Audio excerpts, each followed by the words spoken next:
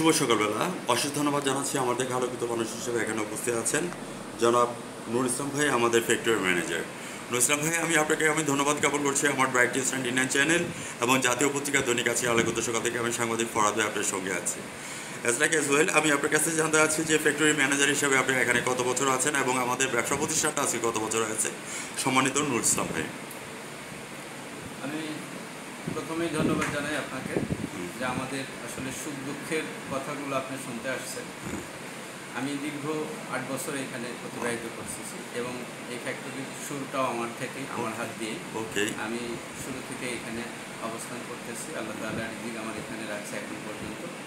সম্মিলিতভাবে দেশের আসলে একটা সময় করোনা গেছে, তখন আমাদের ব্যবসা বাণিজ্যের অবস্থা খারাপ ছিল।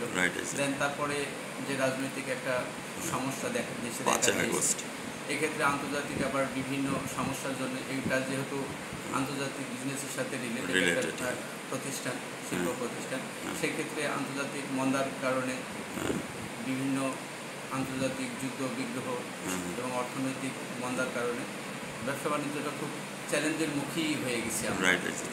তো তথাপিও এই প্রতিষ্ঠান এতগুলো মানুষের একটা কর্মসংস্থানের ব্যবস্থা করছে। আসলে ব্যবসায় লস লাভ এটা আল্লাহ তাআলার রিজিক, যেভাবে দিছে এভাবেই চলবে।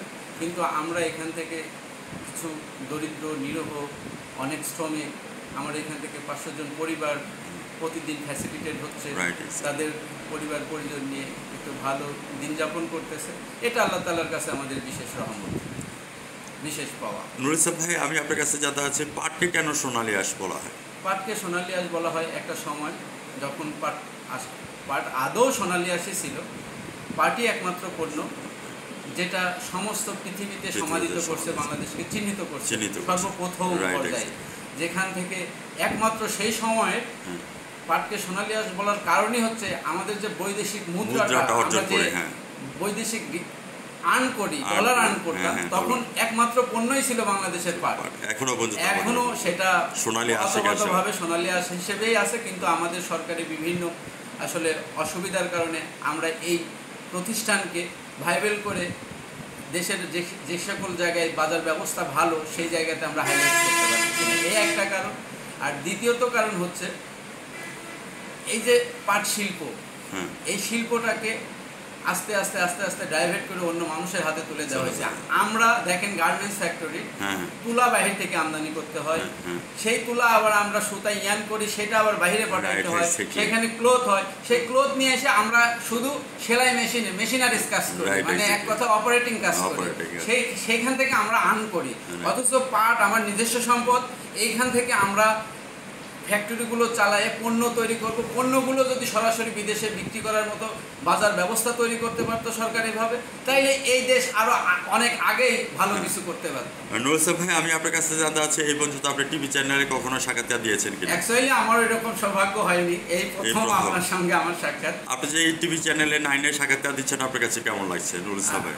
আমি অনেক অনেক ধন্যবাদ জানাই যে আমি আসলে এত গুছাইয়ে কথা বলতে পারছি না, সুন্দরভাবে কথা বলেছেন। তবে আমি অনেক মানে স্যাটিসফাইড আর কি আপনাদের চ্যানেলের প্রতি।